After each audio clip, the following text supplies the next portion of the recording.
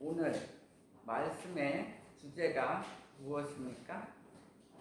믿음을 경고케 하라. 예, 믿음을 경고케 하라. 여러분들 믿음은 잘 지키고 있었습니까? 코로나 때문에 가정 예배도 드리고 이렇게 했는데 어떤 사람 보면 막 더 열심히 주님을 믿는가 하면 어떤 사람은 그 기간에 한 달이라는 기간에 많이 해이해진 사람도 봤어요. 근데 우리가 정말 기도할 때예요.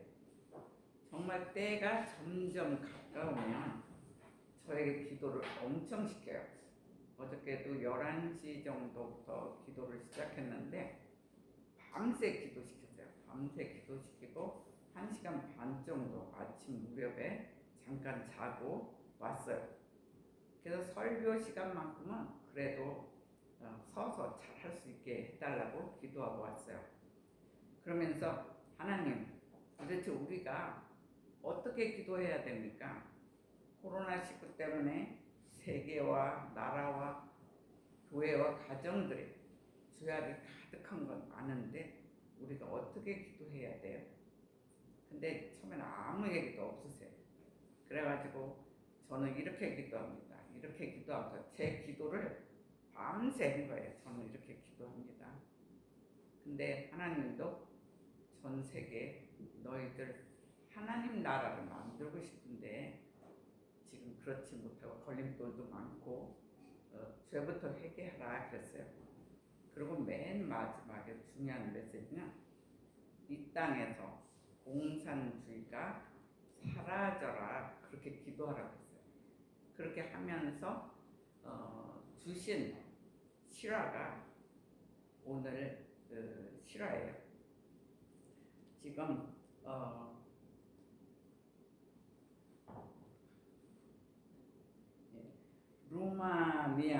루마니아인으로서 리차드 범 브란트 목사님이 계세요. 그분은 유태인계 루마니아인이에요. 근데 그 유태인이면서 나중에 개신교로 개종한 목사님이에요. 근데 그분은 굉장히 훌륭하신 분이에요. 근데 그때 루마니아에 있을 때 예수를 전하고 목사니까 이제 설교하고 또 복음을 전하고 그 일을 일생 하셨어요. 근데 이분이 살아있을 때 그 당시가 나치와 공산주의의 시대예요. 그러니까 뭐 공산주의니까 예수부터 전하는 거 못 전하겠잖아요. 그러니까 너부터 예수 믿지 말아라. 그리고 절대로 전하지 말아라. 근데 이 사람이 계속 전화하면서 다니니까 나중에 갑자기 그 공안당 같은 사람 그런 사람들이 갑자기 차로 납치해 갔어요. 그래갖고 자그만치 옥중 생활을 14년을 했어요. 14년. 말이 그렇지 우리가 잠깐 한 달 동안 예배 못 드려도 너무 힘들었는데 14년 동안 옥중 생활하는데 그냥 가만히 둔 게 아니에요. 너 예수 믿지 말아라. 하나님 없다고 부인해라. 그런데도 계속 믿는다고 하니까 어떤 때는 칼로 찔러가지고 온통 몸이 피투성이고 얻어 맞는 건 기본이고 그리고 뭐 뼈가 부러져도 고쳐지지도 않고 그리고 마지막에는 명단을 대라는 거예요. 이 사람은 계속 자기가 그 안에 있으면서 막 복음에 더 선포되기 위해서 선교사님들, 목사님들 그 루트가 있어요. 다 루트가 있는데 그 명단을 이 사람이 가진 거예요. 그러니까 그 사람 이름들을 한 명 한 명 대라는 거예요. 근데 감옥 갔을 때 이분이 뭐 종이를 가져갔겠어요? 하도 기도하니까 그런 일 있기 전부터 기도하니까 머릿속에 다 외우는 거죠. 근데 그 사람들을 대면은 감옥 가지 않으면 그 당시에도 막 심한 사람들 십자가형도 지게 하고 그랬대요. 그러니까 이 사람이 안 가르쳐준 거예요. 안 가르쳐주니까 나중에는 그 숯불에 이렇게 쇠고챙이를 달아가지고 막 몸에 찌르는 거예요. 근데 나중에 동영상을 보니까 자기 몸을 보여줘요. 여기저기 막 찔린 상처. 그러니까 예수님 십자가에 지신 그만큼 고통을 많이 받았던 사람이. 그리고 막 이제 엄청 그러고 부인도 자기 아들도 못 봐요. 아들이 하나 있는데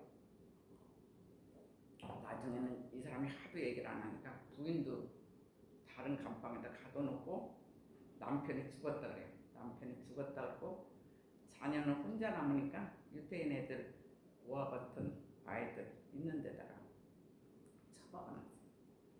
그러니까 말이같이 14년 엄청 힘들잖아요.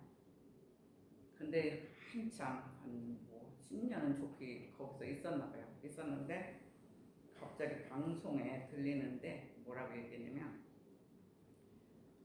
가족에게 편지를 써라. 가족에게 편지를 쓰면 그 편지를 전해주고 이렇게 면담할 수 있게끔 해주겠다 그래요. 그러니까 거기 교인이 아니라 그 죄수들이 얼마나 흥분했겠어요. 이 사람 때문에 아무도 가족들 못 만나게 했을 때거든요. 그러니까 다들 기록을 해요. 기록을 해가지고 그날만이라도 식구를 보는구나. 이 죄인들도 다 막 마음이 너무 감동해서 막 수염도 깎고 그 다음날 가족들을 본다 생각해서 다 그렇게 준비하고 있어요. 그랬는데 한 명 한 명 불러가지고 가족들을 만나요. 그러니까 막 수십 년 만에 만나니까 얼마나들 난리겠어요. 짧게는 몇 년이고 길게는 수십 년. 그러니까 이분도 굉장히 기대하고 야 오늘은 우리 아들이나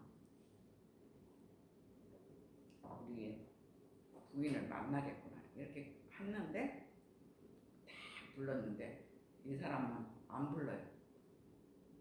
그러니까 독방에서 혼자 계속 그냥 기다리다가 지쳤어요. 그러고 막 거기 있는 사람들 비방해요. 또 하나님, 너희 하나님 있다고 하는데 어떻게 너만 네 가족이 안 하냐? 거기 있는 죄수들까지 비방을 하고 이런 상황이었어요. 근데 방송에 이 사람만 혼자 독방에 있었잖아요. 근데 방송에 들리는 소리가 이제는 너를 아무도 사랑 안 한다. 가족조차도 너를 사랑하지 않아. 그래서 오늘 말도 안 나온 거라고 그렇게 얘기해요. 그러니까 막 너무 눈물이 나서 막 울어요. 근데 조금 더 있으니까 이제는 너를 아는 모든 사람들이 이제는 너를 다 잊었어. 이 땅에 아무도 없다. 그렇게 얘기해요. 그러고 나서 한참 더 있으니까 그러니까 너가 찾는 예수 그리스도, 너가 찾는 하나님은 없다고 이렇게 얘기가 방송에 나왔어요. 그 후로는 거기 있는 감옥 사람들 그래도 계속 기도하고 그랬었는데 이 사람들한테 더 비방만 당하고 이제 그런 상황이에요. 근데 14년 동안 고통을 엄청 받고 받았지만 결국은 풀려났어요. 감옥에서 풀려났어요. 그래서 그 가족들 만났던 거예요. 그 부인도 남편이 죽었나 이렇게 생각해서 죽었다 그랬거든요. 그리고 부인 보고도 그 명단 아는 사람 있으면 대라고 막 이랬어요. 근데 아들이 나중에 커가지고 아버지를 만나서 얘기를 해요. 정말 그 감옥에서 깨달은 게 뭐냐? 깨달은 게 있을까? 아니면 14년 동안이나 자그마치 있었는데 근데 네 가지 얘기를 하네요. 하나를 요약하면 제가 뭐 거진 책 한 권을 읽었나봐요. 그래갖고 굉장히 요약을 했어요. 근데 하나님은 늘 함께 계셨고 살아계셨다는 그 얘기를 해요. 하나님은 정말 위기마다 나를 고통 줄 때마다 하나님이 함께 했기 때문에 내가 그거를 이길 수가 있었다. 그러면서 살아있었다는 걸 얘기해요. 그리고 두 번째는 예수 그리스도는 분명히 나의 구원주다. 진짜 14년 동안 있었으면 대부분 죽거든요. 그 전기를 한번 보니까 이 감옥도 9m 밑이래요. 9m 밑이고 저 꼭대기에 창문 하나 있고 햇빛도 못 보고 사람이 햇빛을 못 보고 오래 있으면 대부분 근육이 다 무너져서 죽을 수밖에 없는 그런 상황이에요. 근데도 예수 그리스도가 자기를 살렸잖아요. 분명히 주님은 나의 구세주다. 그리고 세 번째는 우리에게는 영원한 삶이 있다. 우리는 천국이 있는 거예요. 우리는 영원한 삶이 있다. 그리고 거기서 느낀 게 네 번째는 모든 사람들에게 사랑이 최선이다. 우리가 가다 보면 어려운 길, 고난의 길, 절망의 길들이 있어요. 그렇지만 모든 것을 해결할 수 있는 건 사랑이라는 거예요. 예수 그리스도의 사랑만이 최선이다. 그 이상 이해가 없다고 아들한테 이제 고백하는 것을 이제 들었어요. 근데 이분이 14년 동안 감옥에 있었는데 이분이 1909년 3월 출생이더라고요. 3월 출생인데 2001년 2월 17일에 사망하셨어요. 근데 굳이 저하고 연결을 하자면 제가 2001년도에 미국에서 집회를 했어요. 그 기간에 이분이 살아있었던 거예요. 이분이 루마니아에 있다가 마지막에 이제 미국으로 넘어갔거든요. 그래서 미국에서 계속 메시지 전하고 미국 마지막 사망 미국 땅이에요. 그러니까 이분은 17일까지 살아있었고 저는 2001년도에 미국에 가서 강의하는데 2월 1일부터 했어요. 2월 1일부터 하고 조금 더 일찍 갔다가 이렇게 왔어요. 그래서 그 얘기를 그리고 92세까지 살았어요. 사실은 14년간 그렇게 고통을 받았으면 92세까지 못 살아요. 그러니까 이 사람은 끝까지 살아서 예수님의 증인으로 만드는 거예요. 세계 여기저기 다니면서 나는 이렇게 주님이 나를 살렸다. 막 실화를 막 얘기하면서 그렇게 마지막까지 예수 그리스도를 전한 사람. 그렇다면 우리는 어떻습니까? 우리는 적어도 육체는 그렇게 고통받지는 않았어요. 코로나가 아무리 난리를 쳐도 이분은 코로나보다 더 고통을 너무 많이 받은 거. 그런 걸 따지면 우리는 정말 평화롭고 여기는 또 산과 껴서 얼마나 아름다운 곳에 하나님 또 예비해 주셨잖아요. 우리가 교회 달라고 막 기도했을 때 이곳에 지금 딱 예배 드릴 수 있는 처소를 미리 만들어줬잖아요. 우리가 문정동에 있었으면 그냥 매달 돈만 내고 예배도 못 드리고 뭐 하여튼 그랬을 거예요. 근데 우리가 기도했잖아요. 기도한 거는 반드시 하나님이 들어주신다는 거예요. 우리가 아무리 살다가 고난을 받고 절망을 해도 이분만큼의 고난과 절망은 없어요. 근데 이분은 죽기 전까지도 하물며 자기를 괴롭히는 사람들 한 사람 한 사람을 기도했다고 해요. 거기서 너무 불쌍하더래요. 자기가 고통을 줘도 자기는 영은 날아다니는데 그리고 죽어도 순교하니까 하나님께 영광인데 저 사람들은 죽으면 다 지옥 가니까 너무 불쌍한 거예요. 그래서 그 사람들 한 사람 한 사람 기도하고 나중에 시간이 너무 많으니까 막 그 자기 동료들 기도하다가 세계 기도를 했다는 거예요. 세계 뭐 미국서부터 이 나라 저 나라 이렇게 기도하다가 끝까지 이제 그냥 자연사 하신 마치 그 누구야 요한같이 막 여러 가지 고통을 당하잖아요. 근데도 나중에 다 살려서 요한 계시록까지 쓰게 하신 이제 그런 분인데 이분도 이렇게 글 쓰는 분이더라고요. 그러니까 작가도 되시고 그냥 그래요. 그래서 오늘 주제가 믿음을 경고케 하라는 거예요. 너희 믿음이 도대체 어디 있느냐 이걸 오늘 체크하라는 거예요. 오늘 본문 말씀은 예수 그리스도께서 십자가에서 죽으시고 3일 만에 부활하셨어요. 분명히 사복음서에 주님은 부활하셨다 계속 얘기하고 있어요. 그리고 그리고 나서 세 번째로 제자들에게 나타나신 사건이 오늘 말씀이에요.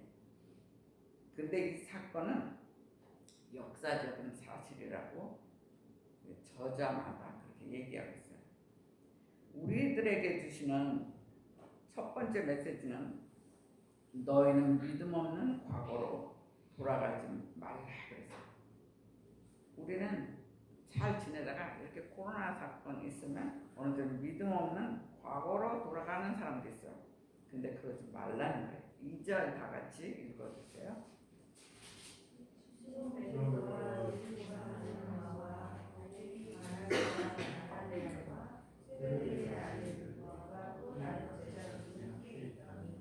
예.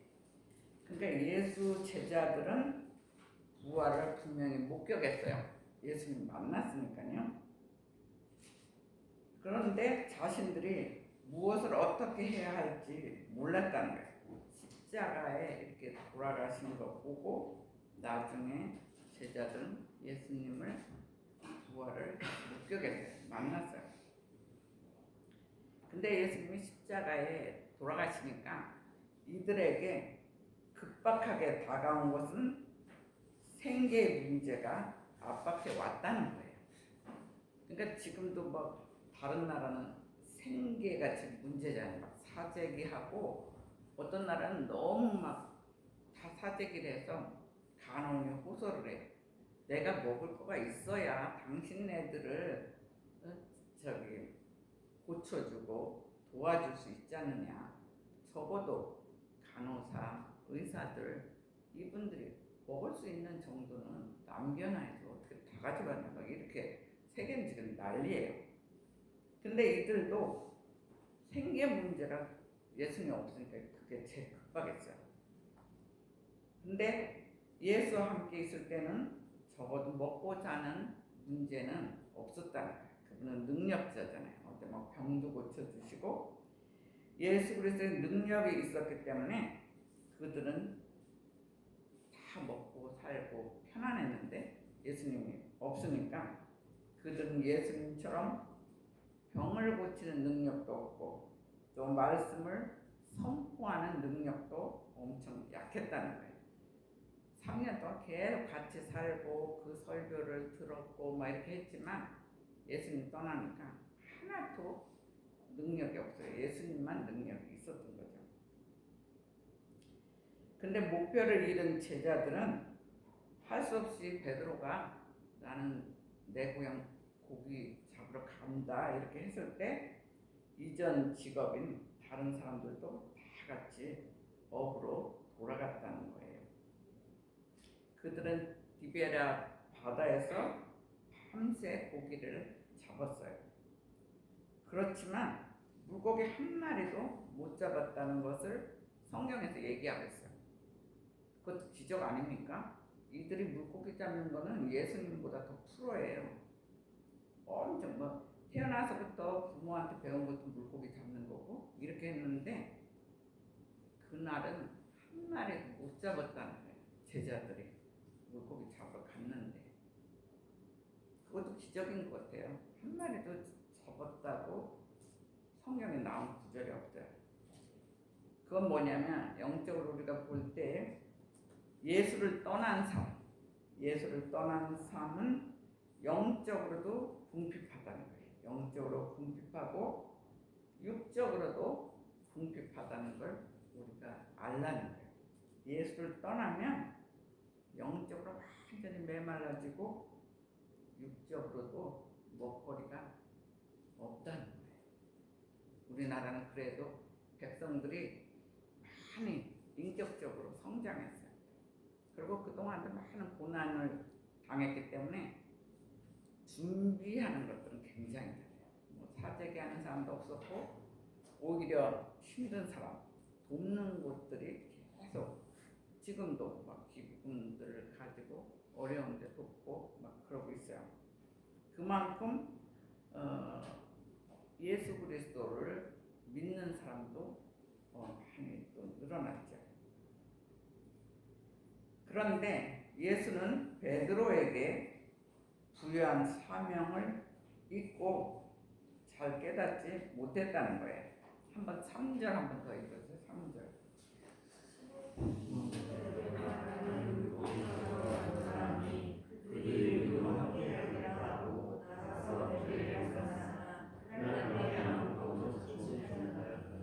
예. 그러니까 완전히 베드로에게 예수님이 부여한 사명이 있어요. 근데 물고기 잡는 데만 계속 신경을 쓰니까 자기 사명조차 뭐가 자기 사명인지 깨닫지 못했다는 거예요. 사명이 뭡니까? 예수님 베드로에게 뭘 맡기고 승천했겠어요?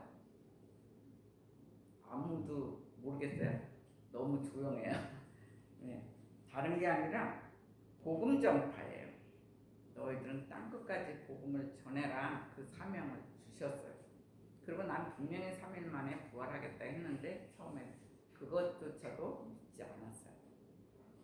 근데 나중에는 그 마가의 다락방에서 나오지 말라 그랬잖아요. 근데 성령이 임하고 나서는 이들이 이제 복음 전파의 사명을 나중에 다시 되찾지요. 근데 오늘 본문에서는 완전히 잊혀진 거예요. 자기네들 지금 뭐 할지 모르고 특히 베드로에게는 수석 제자거든요. 거기도 다 몰라서 자기가 도대체 무슨 사명인지 몰랐어요.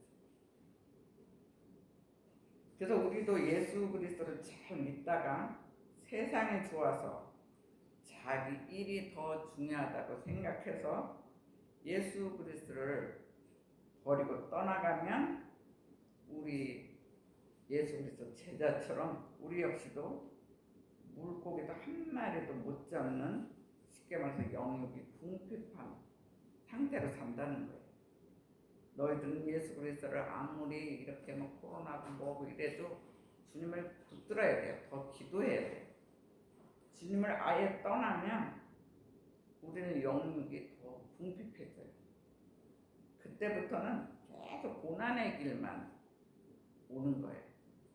그 고난의 길도 이 사람은 나중에 진짜 복음 전도로 쓰고 싶은 증인 되게 하고 싶은 사람은 그나마 고난의 길이 있지만 진짜 얘는 예수도 안 믿고 믿어도 너무 미지근하고 하나님이 정말 얘는 어디 쓸 수도 없다 이럴 때는 고난조차도 없어요. 고난이 나쁜 것만 아니에요. 고난을 통해서 깨닫게 하시는 것도 있어요. 영적인 고난. 그래서 우리 역시도 복음 전파가 사명이에요. 목사만 전하고 선교사만 전하는 게 아니에요.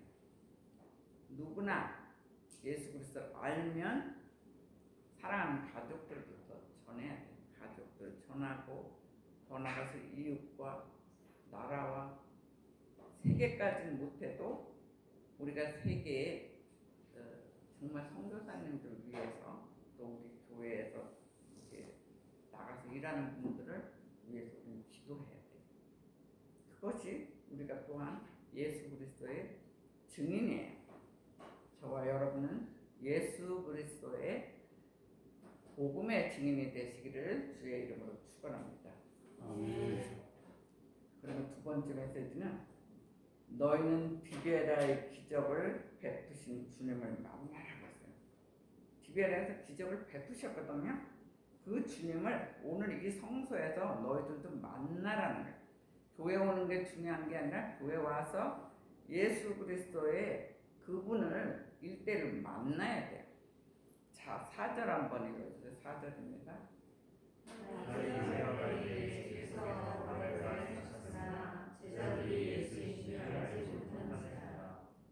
예, 날이 새어갈 때 예수께서 바닷가에 서셨으나 제자들이 예수인 줄 알지 못했다.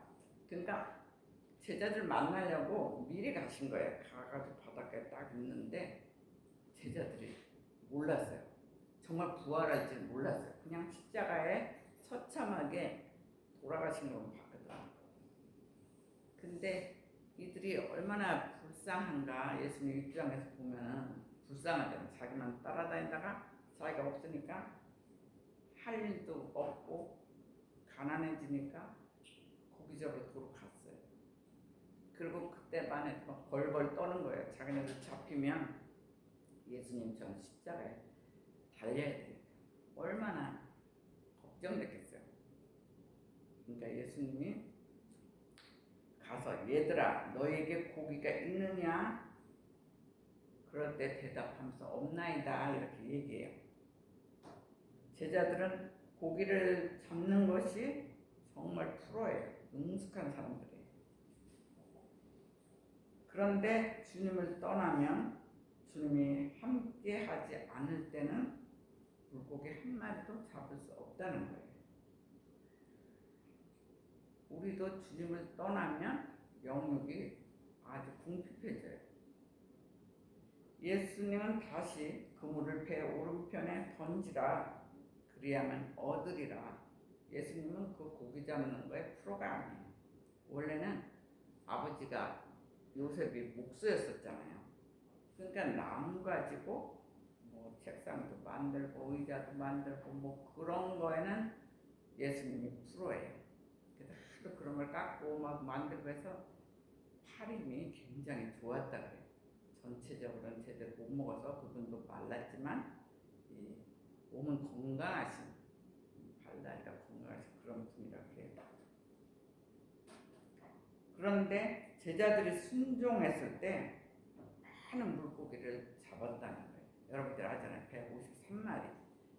그러니까 153마리는 그 당시 엄청난 숫자예요. 사실 뭐 배도 굉장히 크지도 않아요. 걔네 배들이 실제 가보면.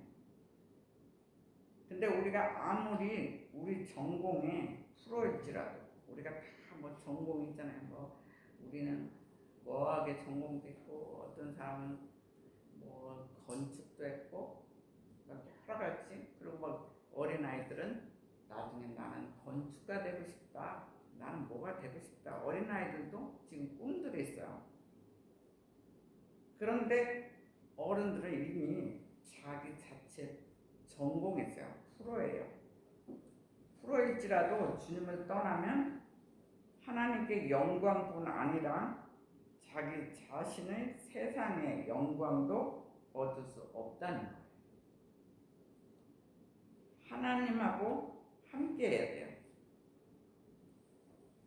하나님께 순종하면 형통의 축복을 받아요. 근데 하나님을 떠나면 내가 그 분야에 아무리 프로일지라도 하나님 영광 물론 안 되고 자기 자신의 세상의 영광도 하나님이 형통의 축복으로 연결을 안 시킨다는 것을 우리가 잘 알아야 돼요. 예수님의 제자들은 고기 잡는 능력과 노력이 헛수고하는 밤이었어요. 그때 예수님께서 분명히 찾아오셔서 많은 물고기를 잡을 수 있는 기적을 베푸셨어요. 그러니까 주님이 함께 하실 때 그런 기적이 일어난다는 거예요. 우리의 삶도 주님 안에 거할 때 보통 고난과 환난 속에서도 기적을 체험하게 된다는 거예요. 그분이 얼마나 고난 속에 있었어요. 아까 리차드 범브란트라는 그 목사님이죠. 정말 너무 환난 속에 있었어요. 그런데도 기적을 막 체험해요. 나중에 더 읽어보니까 이분이 할 일도 없잖아요. 고문당하고 나머지는 자기 시간에. 그 나중에 이제 건강에 이제 나와가지고 나중에 세월이 지나갔을 때 그 감옥을 찾아가요. 찾아가서 다시 얘기하는 그 장면이 있어요. 근데 처음에는 계속 아는 요절을 외웠대요. 계속 요절, 자기가 아는 성경 구절을 얘기하고 기도하고 얘기하고 기도하고 그걸 막 수십 년 하니까 나중에는 성경의 역사를 거기서 실제 보여주더래요. 거기서 어느 때는 아브라함도 만나고 아브라함이 만난 천사도 만나고 나중에는 사도 바울도 만나고. 근데 저는 그거 느껴요. 왜냐면 저도 기도하면 교회가 막 힘들고 너무 힘들 때 야, 이때까지 여기까지입니까? 그랬을 때 살아 역사하신 그 하나님 오셔가지고 두 손을 딱 잡고 사랑하는 딸아 내가 너와 함께하리라. 근데 그 모습이 그림자 같은 그림 같은 게 아니에요. 실제 하나님 올 때는 그 시대 옷을 입고 오셔서 두 손을 딱 잡으셨어요. 여러분들도 그런 역사가 있어야 돼요. 계속 말씀 보고 기도하고 말씀 보고 기도하면 그런 기적들이 있어요. 그러니까 그분은 외롭지가 않았던 거예요. 고문을 당해도 나중에 막 죽을 것 같으면 그래 내가 죽으면 그거는 하나님께 제일 영광 돌리는 거지.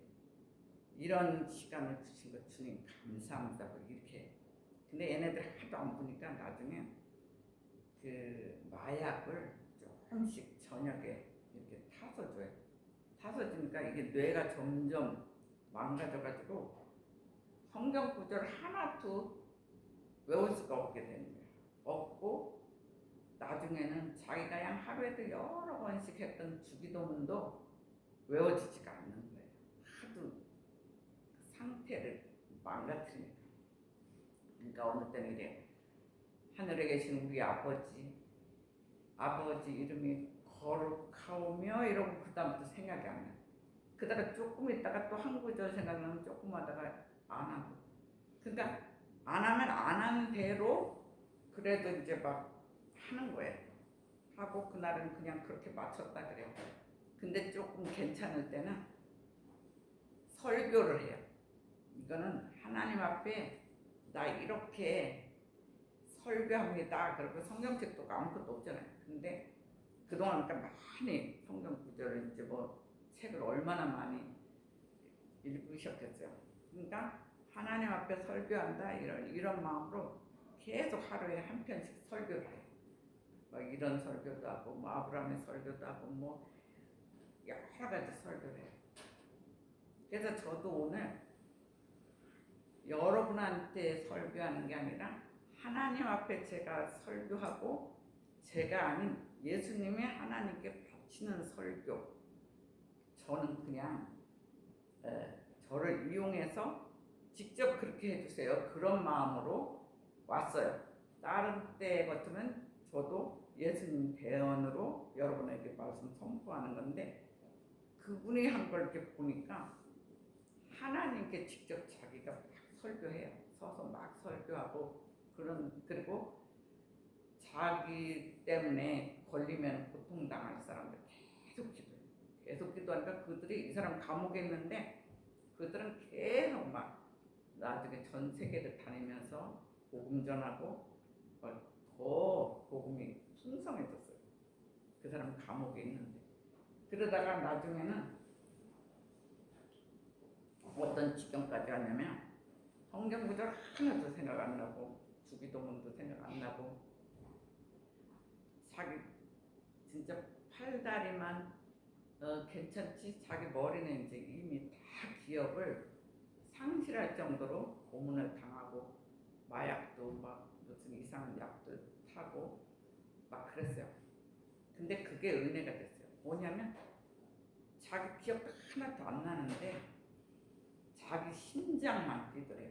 자기 심장이 나는 예수 그리스도를 정말 사랑합니다. 나는 하나님을 사랑합니다. 이 마음을 가지면 막 심장이 뛰더래요. 그러니까 자기 몸에서 다른 기관들은 다 죽었는데 이 심장이 자기가 예수를 사랑한다는 그 심장이 막 뛴다는 거예요. 그러니까 자기가 예수 사랑하는 건 아니까 이 사람이 뭐 찬송가 뭘 알았겠어. 다 잃어버렸죠. 그러니까 나중에는 막 그 찬양을 춤을 추기 시작해요. 마치 다윗처럼. 다윗도 나중에 너무 좋아서 다윗은 너무 좋아서 춤을 췄지만 이 사람은 아무 기억도 안 나니까 하늘을 쳐다보고 그 감옥도 쪼만해요. 마치 예수님 빈무덤만 해. 막 돌로 막 이렇게 됐고 양말이나 무슨 신 같은 거 이런 거 전혀 신기지도 않대.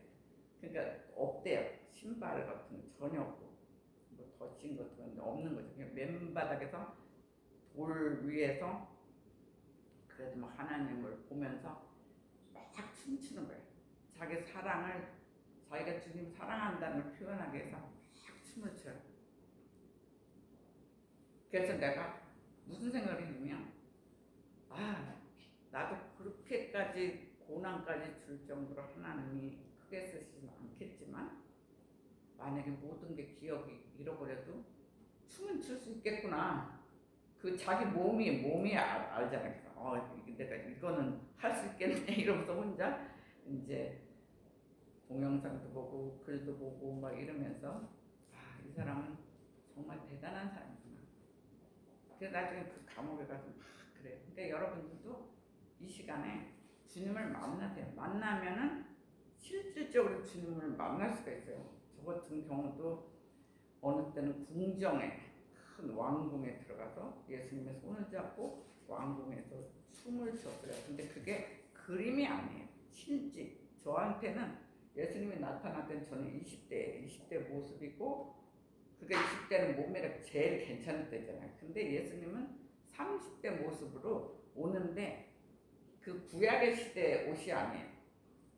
그냥 무용수들이 춤추는 그 아주 제비 같은 옷 있잖아요. 그런 옷을 입고 브라우스도 아주 흰 브라우스, 그리고 여기 춤추기 좋게끔 이렇게 된 그런 옷을 딱 입고, 저는 무대복을 살았을 때 그렇게 화려한 무대복은 입어보지 못했어요. 그거는 진짜 그림으로 언젠가 이제 표현하고 싶어요. 근데 제가 이제 그냥 그 그림을 옛날에 그걸 생각해서 어쨌든 그림으로 표현한 적이 있어요. 근데 그 왕궁에 춤추러 들어가는데 굉장히 그 음악서부터가 왕궁의 그 무용이에요. 그렇게 막 이렇게 세상적인 그런 춤이 아니에요. 왕궁의 춤인데 그걸 그림으로 표현하기가 아직 수준이 안 돼갖고 제가 나중에는 이제 한번 표현하려고 해요. 몸으로는 오히려 표현할 수가 있어요. 근데 그림으로 표현하기는 아직 부족하지만 그래도 그 마음으로 이렇게 했어요. 근데 실질적으로 만날 수 있어요. 여러분들이 기도하면 실화로 만나요. 이렇게 그림으로 만나는 게 아니에요. 그래서 여러분들이 우리 아이들도 계속 성경을 보세요. 성경 보고 기도하고 성경 보고 기도하면 기도 속에서 주님을 만나요. 근데 그림이 아니라는. 근데 이분은 글을 이렇게 보면 저는 다 이해가 돼요. 내가 실제 만났으니까.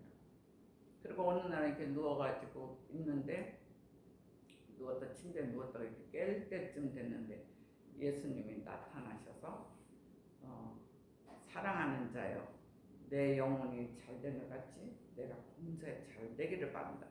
근데 그 30대의 중후한 목소리로 얘기하셨어요. 근데 그렇게 진짜로 여러분들 느낄 수가 있어요.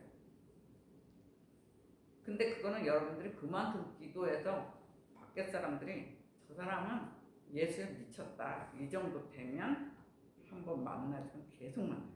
그리고 중요할 때는 잠도 안 재워요. 막 기도하라고. 지금 이렇게 서서 설교하는 것도 기적이에요. 제가 저쪽에 있을 때는 앉아서 하는데도 되게 힘들었어요. 근데 지난주 거진 1시간 그 성만찬, 아이들은 아무것도 없는데 손대라고 그러니까 애들이 웃었지만 그래도 영으로 성만찬을 잘 했잖아요. 더 간절히 기도했잖아요. 그래서 여러분들이 기도하면 실제 주님을 만나요. 한번 그렇게 오늘 진짜 괜히 온 게 아니라 진짜 코로나 때문에 여러분들 얼마나 어쩌면 현대판 목숨을 걸고 온 거란 말이에요. 현대판 순교예요. 근데 그냥 가면 안 되잖아요. 나중에 기도할 때 주님을 꼭 만나고 주님과 동행하시는 것, 저와 여러분의 되시기를 주의 이름으로 축원합니다. 그래서 우리의 삶도 주님 안에 거할 때 고난과 환난 속에서도 기적을 체험한다는 거예요. 그리고 주님과 함께 할 때 우리는 우리 생각보다 더 많은 축복을 경험하게 돼요. 형통의 축복을 받아요. 주님께 순종하고 그대로 사는 삶. 우리의 인생의 향로가 어느 때는 험한 폭풍이 몰아칠 때도 예수님께서 오히려 그때 더 내 앞에서 서 계신다는 걸 알아야 돼요. 우리가 이렇게 막 심란한 이 시대에 살지만 더 기도하고 간절히 기도하면 우리가 어떤 위기가 있더라도 예수님이 우리 앞에 딱 계셔서 지켜주신다는 거예요. 우리는 예수님을 믿고 순종하고 영광 돌리면 영육의 형통의 축복도 받고 그뿐만이 아니라 위기에서도 주님께서 우리를 지키시는 형통의 축복을 받으시기를 주의 이름으로 축원합니다. 예, 마지막 메시지는 너희는 디베랴의 기적을 이웃에게 나누라. 디베랴는 쉽게 말해서 갈릴리 바다에 갈릴리 바다인데 한쪽에 디베랴가 있거든요. 그래서 디베랴 갈릴리 바다죠. 근데 너희는 디베랴 기적을 이웃에게 나누라. 11절 한번 읽어주세요.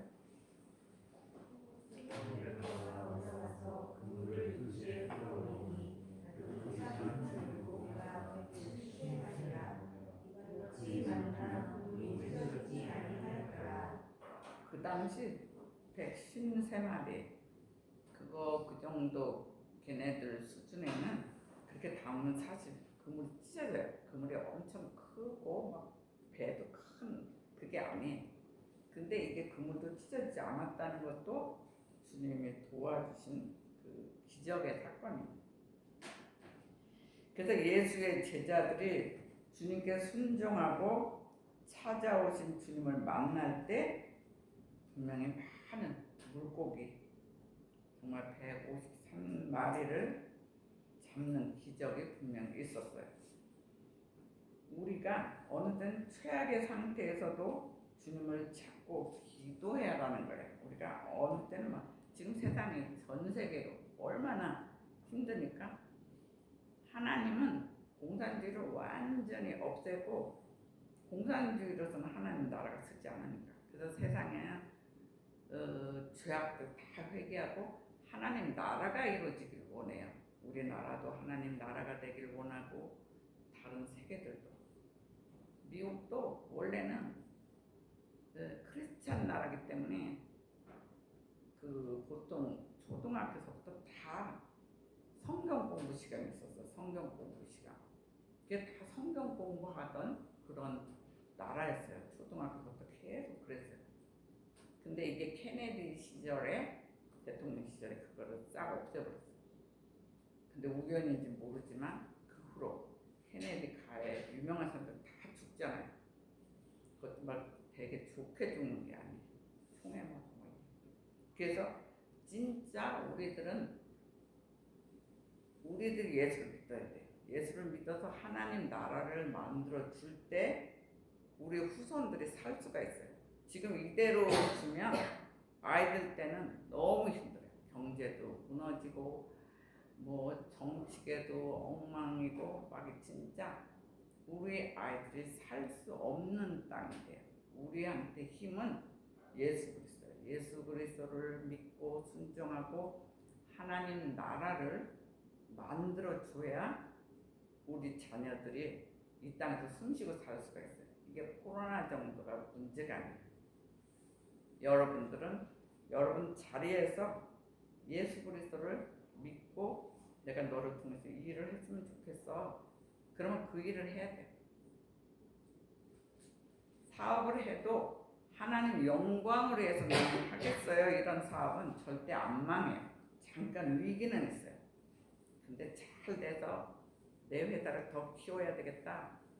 나만 잘 되자고 그런 거는 어느 때 잘 될 것 같은데 죄송하지만 폭삭 망해요. 하나님 영광을 해서 내가 사느냐? 여러분도 회사도 다니잖아요. 회사 위해서 기도해 줘야 돼요. 회사가 크리스찬 회사가 되게 해주세요. 이럴 때는 그 회사가 넉넉하게 그래도 살아요. 실화를 진짜 얘기해 볼까요? 아들 회사를 처음에 들어갔을 때 엄청 기도했어요. 이 회사 크리스찬 회사 되게 해달라고 막 기도하고 거기 있는 사람 한 사람 예수 믿고 또 예수 믿는 공동체가 되게 해달라고 진짜 엄청 기도했거든요. 근데 이제 최근에는 막 기도할 사람들 너무 많으니까 안 하고 막 세계를 위해서 기도하고 제가 어디에 갑자기 뽑혔냐면 한 2달 전에 미국에서 어떤 목사님인데 그분은 벌써 이렇게 코로나 되기 전에 그 기도 팀들이 세계적으로 모임을 만들었더라고요. 여자 목사님인데 이제 신학교 교수하다가 이제 뒤늦게 목회를 하는데 뭐 중국 사람도 있고 뭐 다른 나라 사람도 있고 막 다 그래요. 근데 한 10년도 더 되나 저하고 페이스북 친구인데 저를 계속 지켜보고 있었나 봐요. 근데 한 2달 전에 목사님 우리 앞으로 계속 기도해야 됩니다. 진짜 위험한 일이 이제 벌어져요. 그러니까 2달 전인지 3달 전인지 저보고 갑자기 그 기도팀에 들어와서 기도해주면 좋겠다. 그래서 처음엔 거절했어요. 저는 바쁩니다. 우리 교회 성도 한 명 한 명 기도해주기도 바쁘고 저는 교회를 떠나서 다른 사람들 상담도 하고 너무 바빠서 제가 그 기도를 제대로 못 해줄 것 같아서 제가 안 되겠다. 그랬더니 근데 이제 안 되겠다 근데 다음에 또 한 번 연락했어요. 그래서 한 3달 전인가 그랬나 봐요. 막 코로나 시끄럽지 않은데 그러면서 나보고 근데 내가 이제 궁금은 해가지고 또 연락 오니까 저는 그럼 도대체